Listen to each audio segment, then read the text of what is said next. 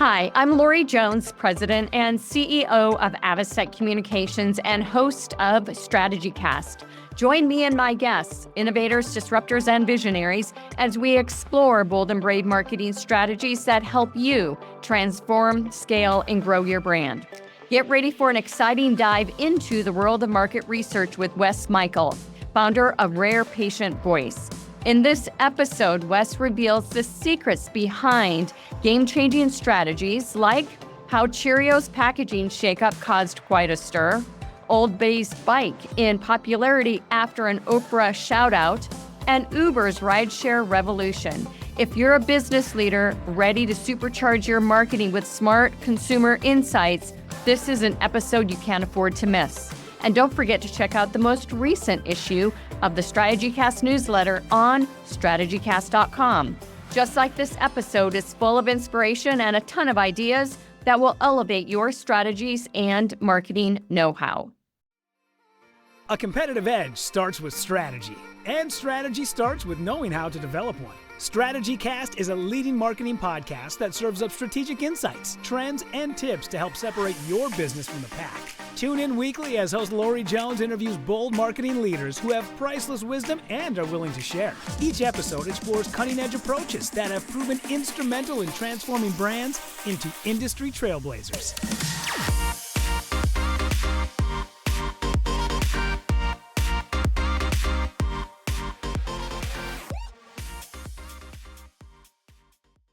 Welcome to StrategyCast. I'm thrilled to have Wes Michael join the show today. Welcome, Wes. Hey, Laurie, great to be here. Excited. Yeah, and I just have to say this. We were laughing about this a minute ago. It's not Michael West, not Michael Wesley. It's Wes Michael. It's kind of like Lori Jones. Yeah.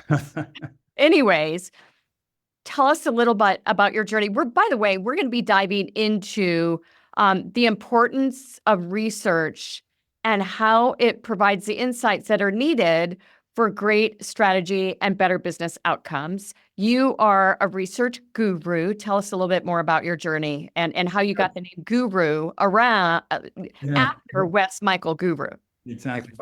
It's funny because you talk to people in market research, and most people weren't 5 years old saying, someday I'm going to grow up and be a market researcher. So you kind of fall into it. And I did the same. I was an English major. So what do you do with that, right? Yeah. I got a job working with a computer guy, knew nothing about computers, but a computer consultant, and I started analyzing surveys. So that got me interested in it. Then I went back to school and learned statistics and marketing, market research and such. So that was cool. And then over time, I worked for wonderful companies, General Mills, Cheerios and Wheaties and things, and McCormick, the spice company. And then I got into the healthcare field. And that's been very exciting because, as people know, it's not just promoting to physicians, but now you see ads on TV. Ask your doctor about it. It's a consumer market too. So that got me involved in that, and which led to what I started 11 years ago, Rare Patient Voice, where we recruit patients to take part in surveys and interviews and compensate them. So it's a real win-win. Patients love to share their voice and talk about it and help the development of new products, and to get paid for it. And the clients love to be able to reach out to patients because that's what the world needs. You need to talk to your customer. That's what we'll talk about today. You can't just pull it out of your head. You got to talk to the people that may or may not use your product if you're going to develop and have successful. Yeah, I totally agree. And those panels, the individuals, I think, are some of the hardest areas to get it right, because even with one-on-one surveys or one-on-one interviews, rather, they usually don't have a good sample size that is really going to be relative to where they need to go with things. And that could be a total deep dive right there on its own. But one thing that you talk a lot about is that people collect a lot of data, which is the what, right? But they're not really analyzing it correctly to get and understand the why of it all. Yeah, I mean, people have actually too much data, right? Half of AI now is helping people sort through and see it, which is a wonderful development. But if you have everybody's purchase behavior and all that kind of information, the demographics, that is wonderful information. But it doesn't tell you why they're behaving you need both.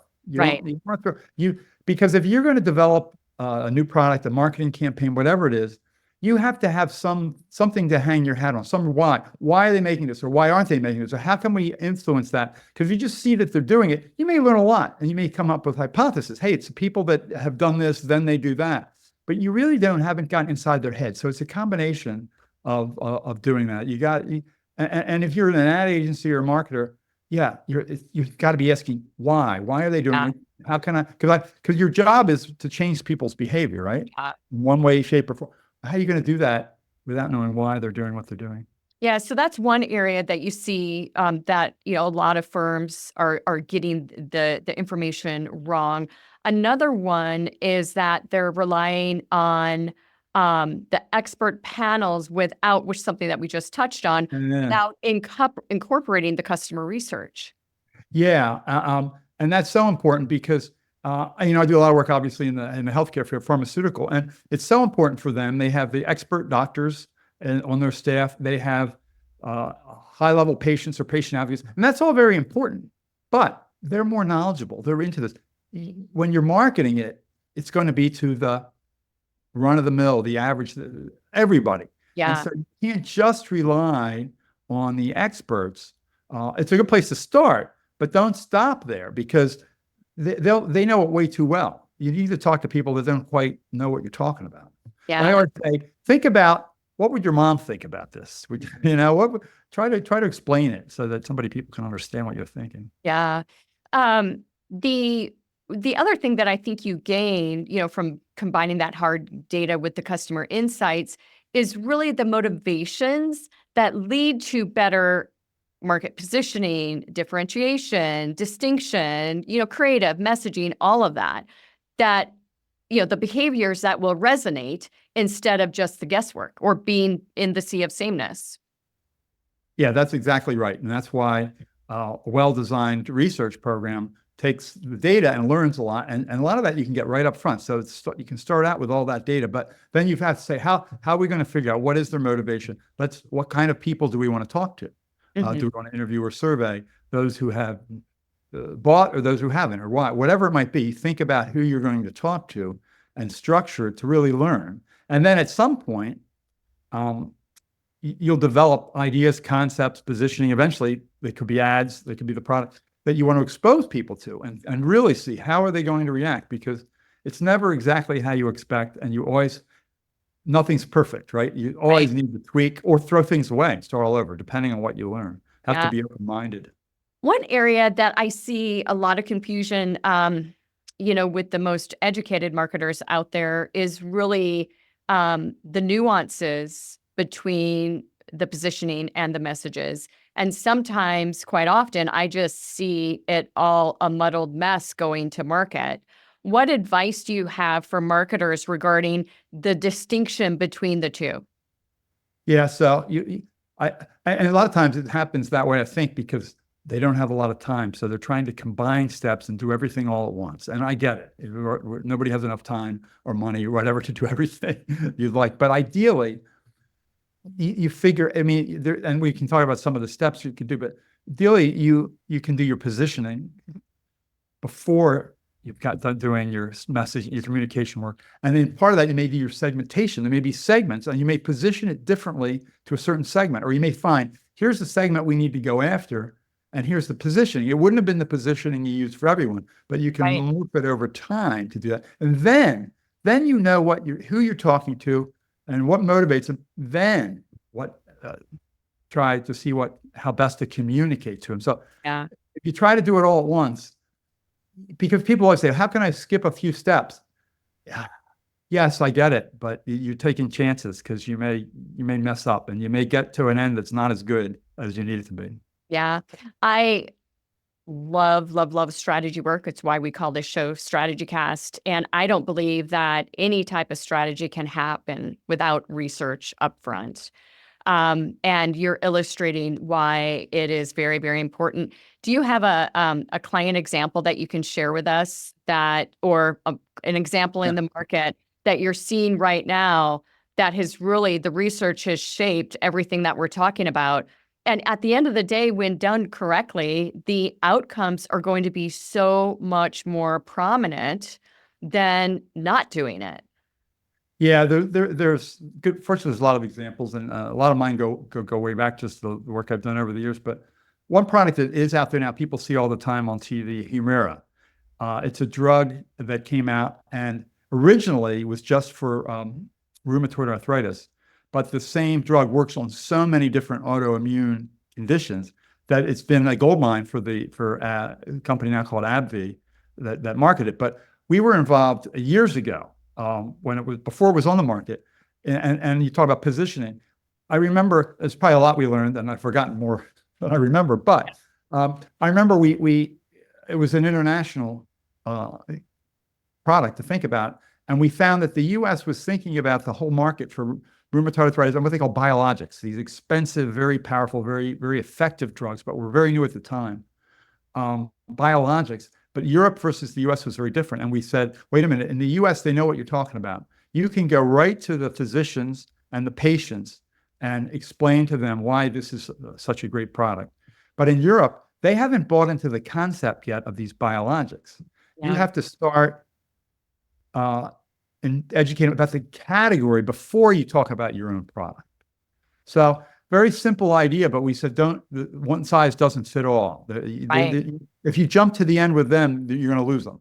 Whereas in the US, you could kind of jump to your product, not talk about the category.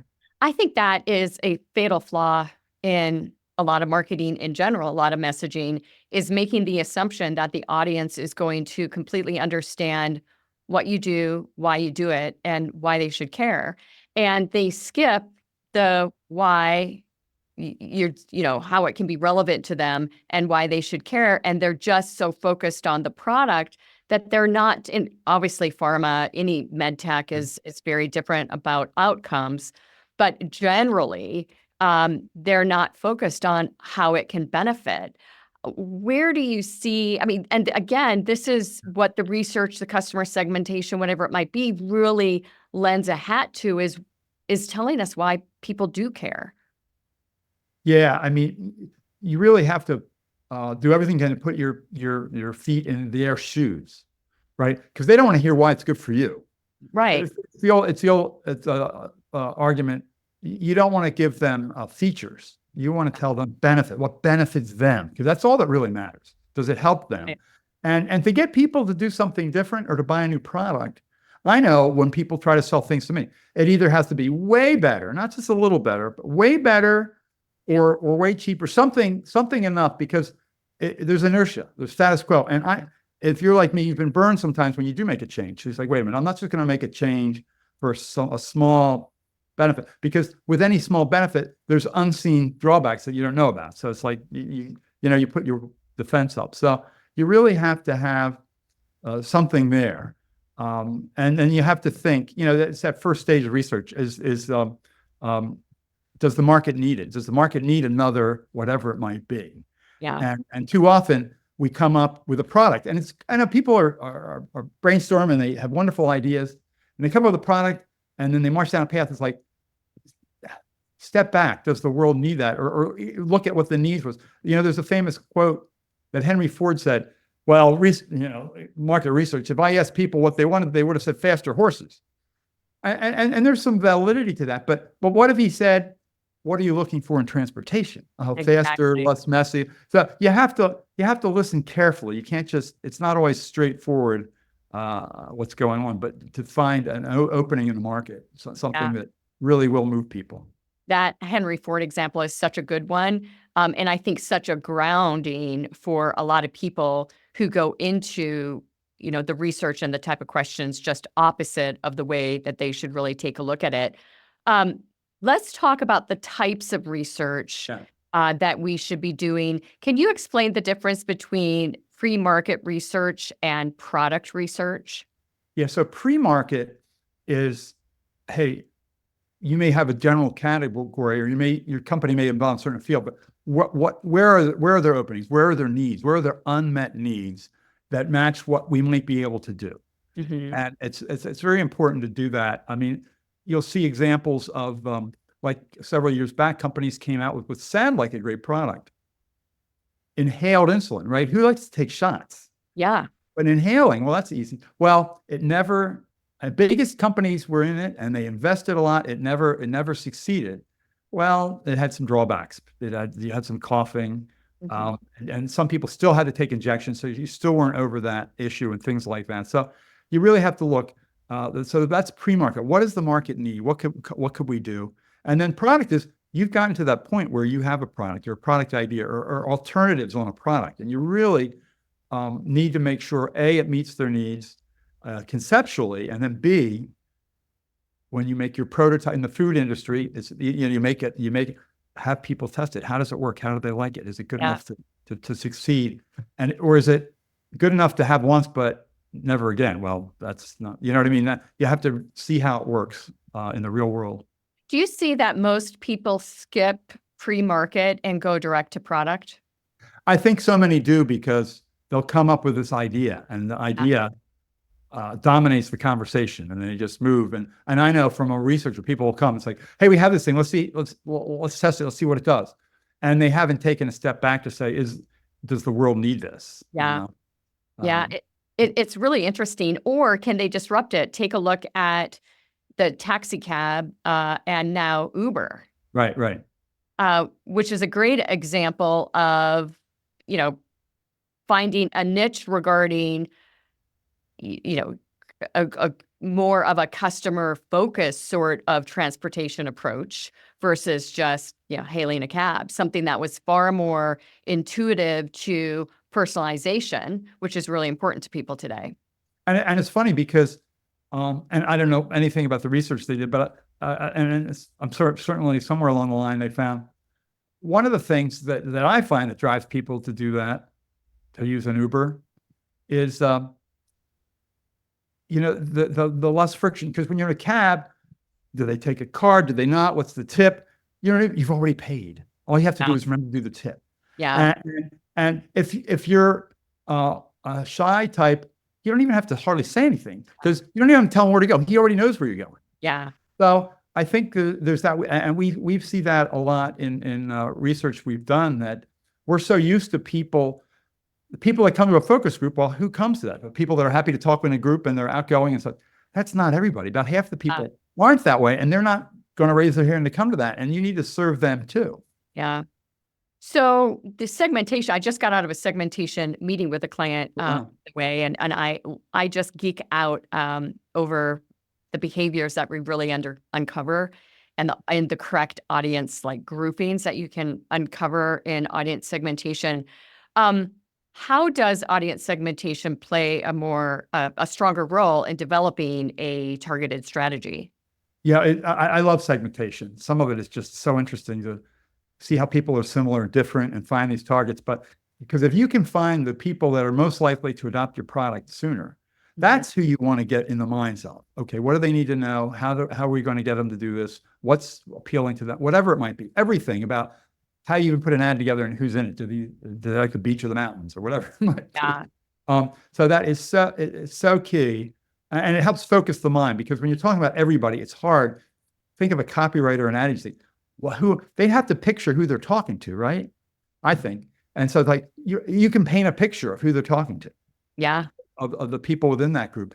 And I remember one of the most interesting segmentations that I saw wasn't about segmenting people.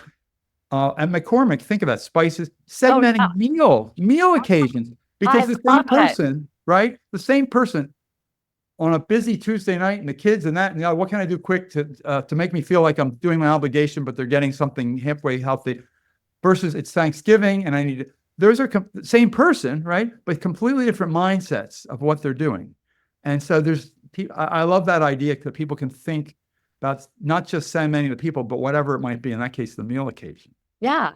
It's a lot of research out there, if we're doing a competitive analysis, is specifically to take a look at the competitors in the market. Yeah. But what about the innate competitor that would allow someone not to use your product?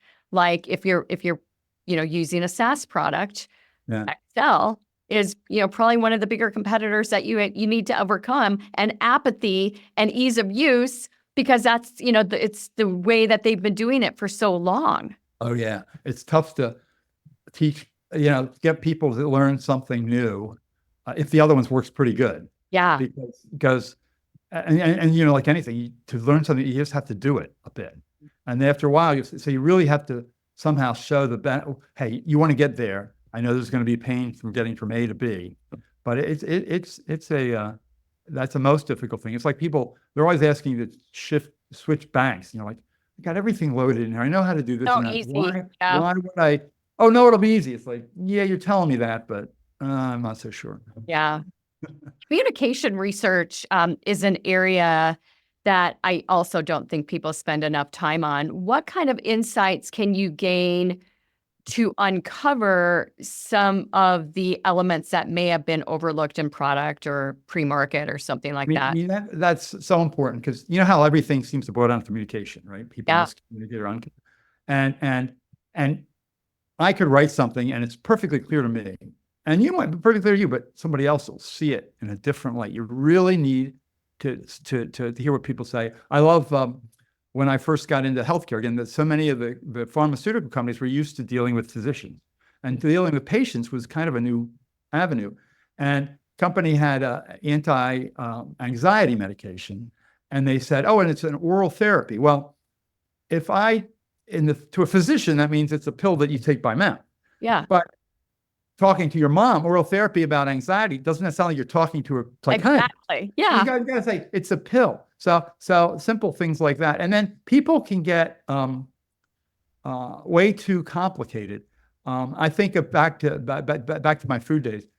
I don't know if you remember, but General Mills had very successful campaigns for years and years for Total Cereal, 100% of all the nutrition. And they had variations on a theme. It would take 12 bowls of shredded wheat to get the nutrition in one bowl of Total. People, I don't want to eat 12 bowls. So very successful. I communicated very well. We would test it and people got it and they said Total. And but people put their emphasis on TV in those days. And they didn't really pay a lot of attention to, say, print ads. And so some clever person apparently came up with a print ad. And it had a houseplant, a big houseplant in an urn or a vase of some sort, with a bib and a knife and a fork. And it said, your plant probably eats better than you do, or words to that effect. Yeah. And it went on to say how Total has well, somebody said, can you just throw this in at the end of your TV research when you're talking to people? Guess what? People don't study these things. They don't think. They looked at it and said, so Total's a plant food too? Total. I mean, they should have just said it would take 12 bowls of shredded. They stuck with the message, but somebody got a little too clever and never asked anybody what it communicated. Yeah. So it's a simple matter of take it to the actual people. Again, not the you can start with an expert to make sure it's accurate, but how does it communicate and learn? And then this is where research very often can be iterative. Yeah. You start, but don't just stick with it forever. That's where your one-on-ones. You can use that, say, hey, this is not statistically significant, but we're going to learn and adjust and learn and adjust. And then when we come out with something, we can test it with broader numbers. But be willing to adjust and change. That's such a value. Yeah, I totally agree. We've talked about some, really important buckets of the types of research, and the methodologies of deploying that research, I think, is always kind of a moving target based on the stage of the business, the product evolution, the awareness of the brand, so on and so forth. What is your gut reaction to a lot of the A/B testing that is done right now, let's say to test creative within social media platforms? Hey, it can only be good. I mean, it might not be the total answer, but if you can find out A is better than B, you've learned something. Now, again, you might want to go into it deeper to find out why, because you might come up with a C that's even better than A. But at least you're out there trying different things and seeing, hey, and even if it's not perfect, it's better. Yeah, exactly. It's an insight.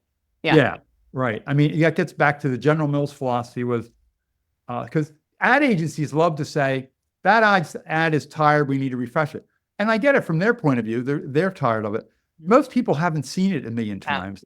And so General Mills used to say, you have to prove a new ad beats an old ad before we're going to replace it. So it would frustrate agencies. Because I know you think of the folks that are coming up with this. They're new and they want new and exciting things. But they're saying, if that doesn't work as well, we're going to stick with what's working. And at some point, you're right, this one will fall down and something will be better. But let's not worry. But anytime you can test things, it's a good thing. It may not be the total answer, but it's better than just going with A, because you got 5 of you at the company thought it was better. Yeah. Well, and audiences are so fragmented now, and it takes 26 times to get to an audience to really have the message resonate, where years and years and years ago, it was a fraction of that number. I do feel that people blame wear out way too soon on a message that may not have been right to begin with. Well, that it's interesting. You made me think. The worst thing you can do is put a lot of money behind the wrong thing. Yeah. It can be the wrong message. Or we used to always say, the best way to kill a bad product quickly is to advertise it a lot, because as soon as people try it, boom, it'll fall right off the curb and then nobody will rebuy it. So at least you learn quickly, but you hate to invest, throw your money away like that. Yeah. What are some of the types of research that you feel are overlooked the most and should really be deployed in the market?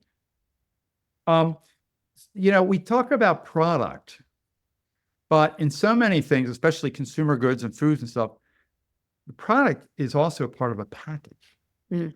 And if it has to sing off the shelf or even off an Amazon page, you need to look at the package as well. And not only the package, but what's written on it. So a couple of examples that I thought of from years ago. When I was at McCormick, the spice company, everybody knows the old spice tins, the pepper. Yeah. Well, at one point, McCormick said, "Wait a minute, we're going to move from a square tin to a round plastic bottle," and it had various benefits and such. But at the same time, they changed the graphics. So, and they were going to tell people about it, but you know how marketing budgets get cut. And so all of a sudden they would switch a market over and where's the brand I knew and loved? They couldn't find it. And it was a real problem. So they had to put some of the things back. And we see that a lot. A lot of times somebody will come into a brand, they don't have huge budgets. One thing they can do is a package change.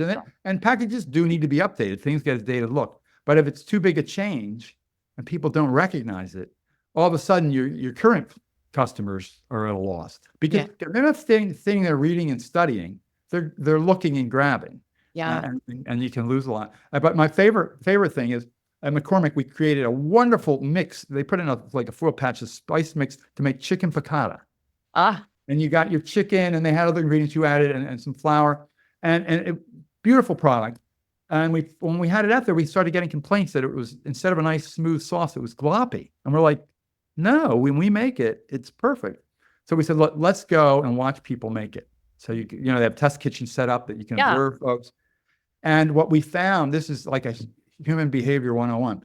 The instructions said use 3 tablespoons of flour and then coat the chicken with it. But people's behavior is put a pile of flour down and dredge a chicken through it. They're not so we found out that's what made it not work. So we couldn't say, please read the instructions and do it this way, because that's not how people operate. We had to make it work for if they did it their way. I love it. And I mean, that is really getting into the trenches to watch a customer use the product, which I don't think happens too often. It's those habits, it's those usage criterias that people just throw into the market and say, here you go. And they completely skip the importance of the insight that they gain with that. They don't, you don't realize, but all these things feed into a success. And one little problem can kill the whole thing. Do you recall, gaining that insight and the changes that you made in market, the changes that you made in messaging, and then the impact that it had? Well, like in that case, we said, let's redo the formula so it'll work. Yeah. But it's like, wait a minute. It's the idea of meeting people where they are. Mm-hmm. You're not going to change what they do. To meet them where they are, make it work. Even if we didn't think it was good as the original, it's much better than what they were coming out with. So that became a very successful product. You've got such great experience. I'm going to bring a couple more examples to the market, to our audience today that you worked on. Cheerios. Yeah. Yeah. And now I thought of this gets back to packaging too. Cheerios, they were this was again, this is 40 years ago, so ancient history, but they were looking to switch out of the cardboard box, right, that we all know and love, into a plastic box. And at the time, it had a lot of benefits. I think it lasted longer and probably was cheaper, and et cetera, et cetera. And they would test it. General Mills always wanted to test real world, put it in people's homes and see what they think. And we kept getting that it wasn't performing to standard. And we said, no, there's no way the product's any different. Finally, we uncovered, yes, there was a slight taste difference. And so you said they never went forward with it. But everybody kept saying, no, it won't affect this, it won't affect that. Everybody always wants to shoot holes in the research, but we keep looking. It's like there's something not working about it. Let's not blindly. And an icon like Cheerios, can you imagine all of a sudden it would have been like new Coke? It's like you take an icon and you make a mistake, it'd be a big problem. Well, I'm going to bring up New Coke next because it is such a great example of strategic missteps. Yeah. Yeah. Well, and it's funny because not having been there and, I'm sure, but from General Mills, we had a perspective. What I keep referring to, the real world. For example, with a cereal, don't just give somebody a taste and say they like A better than B, because that's not what you do. Don't give somebody a taste. Remember the Pepsi challenge? You don't just take a sip, because if you take a sip of something, you might like the sweeter one. You're drinking the whole can. So General Mills, we would send a box of cereal home with people for a week and then see it. So we said a couple things, because I understand the new Coke was sweeter. Well, again, you got to let them have what's the real life experience? Do they go through a 6-pack in a few days? Let them have that whole experience. Right. And then also the real world is not about blind testing. It's not. That's only for TV. Yeah. I mean, well, people do it, but you have to be very careful, because what happened? The real world, people like, oh, that was real. You're messing around with that real Coke. Even if they thought it was better in their mind, like, don't be messing around with it. So you don't want to test it completely blind. You want to actually say, here's this or here's that. Or you're going to label it like that, So, and not being on the inside, I'm sure there's a lot of other things. It does bring up a question, though, and with a lot of brands, we have to think, okay, why was the product changed? Why did they feel the need to do something that would upset the apple cart? So I'm asking you, why do most companies feel the need to make a big market shift like that? And I believe in that case, Pepsi was gaining ground. So nobody likes competitors gaining ground on them. So that is a key thing. And you never want to forget the competitive landscape, what the competitors are doing. Like we often talk about, but another area that people skip research a lot of times is tracking after the fact. Well, we're already out on the market. We can see how sales go. But things change, right? All of a sudden, what if a competitor comes out? Who are they stealing? Do they have a different impression? Do you need to worry about them or not? Because you don't want to just blindly copy them, because maybe they're on the wrong track. So people, you need to track and see the market changes. When I was at McCormick, we have a brand. It's very popular in Baltimore, and you can draw concentric circles around. It's called Old Bay. If any, I know Old Bay. I've got a container of it. You have a container. It started with crabs, but you can use seafood. And Oprah had somebody on her show who had a cookbook and had a lot of Old Bay in the recipes. Low fat, use yogurt and Old Bay. Sales spiked. But how long have you had your can? Probably. Yeah. They spiked, but people were saying, oh, these sales are going to continue to grow. No.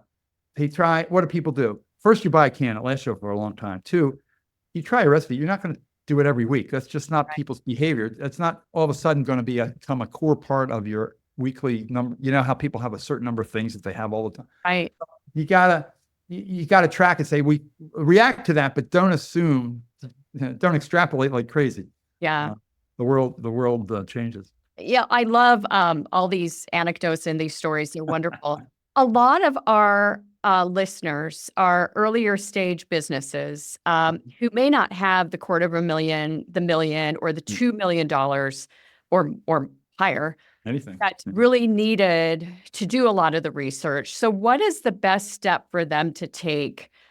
And what could they do on their own? And where should they invest with an outside resource? That's a great question, because so many don't, and they'll have an entrepreneurial owner that'll say, well, I know what I want to do. And often they're successful because they have an innate sense but some of that innate sense is because they're in the market and they know people. So the key, it doesn't have to be official paid for market research. Talk to customers, talk to potential customers, talk to them. If you have a food product, yeah, you can go out and hire, but if you don't, go into the grocery store, stand there while people in that aisle and talk to people. I mean, as long as they don't think you're a stalker or anything, you can learn so much stuff. And if you already have some business, again, the more you can talk and learn from folks, you can do that. It's an investment of time rather than money. Yeah. Now, the other thing, if people can do, there's so many opportunities now to do what we call in the business, do-it-yourself research. So you don't have to go to a high-priced firm that does all this stuff. You can go to a Survey Monkey and develop some key questions and expose some things and get some answers fairly cheaply. Yeah. So there are some options now that didn't used to be the case. But I encourage people to just talk and listen. Yeah. Years ago, we were pitching a piece of business. It was a highway safety campaign. And we actually stood on the on-ramp of and did surveys on the number of people that were wearing seatbelts and the numbers that were not. Yeah. And then we were able to get gender. And then it was a little bit of a slippery slope when we were trying to get into, are they Caucasian, Latina? So we ended up putting that aside. But at least we got some fundamental business or fundamental insights, rather, to be able to pitch the business and really show, that we were going the extra mile to gain an insight that ultimately we could measure against and make some assumptions against based on the population size downstream. It worked. We got the business. But moreover, we were also, with the campaign that we deployed, able to increase seatbelt usage by about 24 points during a 6-month period. That's terrific. So big numbers. So there's so many insights that can be gained through research. What do you feel is the biggest thing going into 2025 with the adoption of AI and people utilizing AI as a research tool? You and I both know the insights, you might get some good competitive information, but the insights are not what they will be through traditional research avenues. Yeah, and then there's a new thing now called synthetic respondents, and there's something there. I mean, you use AI from real people to train them, and then you might show them concepts. But be careful, because you don't want to go to market. I always say, are you going to go to the VP of marketing and say, "Hey, we're ready to launch this product"? And he says, "Well, what did the lady say?" You know what he say? Well, we didn't go to real people. It's like, yeah, I agree. At some point, you're going to have to. So, but say you had 100 concepts, and rather than you and your buddies figuring out, you use some of that to narrow it down to 10 before you took it to real. Yeah, there may be a place for some of that, but at the heart, it's real people making real decisions, and you got to learn from them and try to, as I say, get in their heads as much as you can. Well, real people, real decisions equals real data. Right. And I think that is key here when it comes to, especially, the insights regarding messaging, consumer, all of that. It's absolutely paramount that real people are providing us the data so that we can make those informed decisions. Exactly, because there's another real in there. The real people are the ones who spend the real money on your product. Exactly. I like it. You don't want the synthetic dollars. You need the real dollars. Yeah. Final words for our audience today before we part ways. Hey, just always think about what you can do to get in the heads of your clients or customers or potential clients and customers. And there's a lot of different ways to do it, but really think hard about it and try not to skip steps, even if you have to do it on the cheap. Yeah. Well, I tell you, Wes, you have provided such incredible insights today, incredible background as well. Thank you for all the tales that you shared with us. Our audience, I know, will really enjoy that. What is the best way for them to get in touch with you? Oh, so on LinkedIn, we do a lot on LinkedIn. You can look Wes Michael at Rare Patient Voice, but it shows up on LinkedIn. and happy to connect and communicate with you. And our website, rarepatientvoice.com. That's great. Especially if anybody has any conditions or friends with anything. We love people to come share their voices and get compensated for it. So we're happy to always have people to sign up with us. Well, thank you so much for your wisdom today. And if you'd like to email me, it's Lori@StrategyCast.com, and visit StrategyCast.com to sign up for our newsletter as well. Thank you, Wes, so much for your appearance on StrategyCast. Thanks, Lori. I had a great time. That's a wrap. Thanks for joining us on today's show. We hope your strategic brains are spinning with new ideas and bold inspiration that will elevate your strategies and marketing know-how.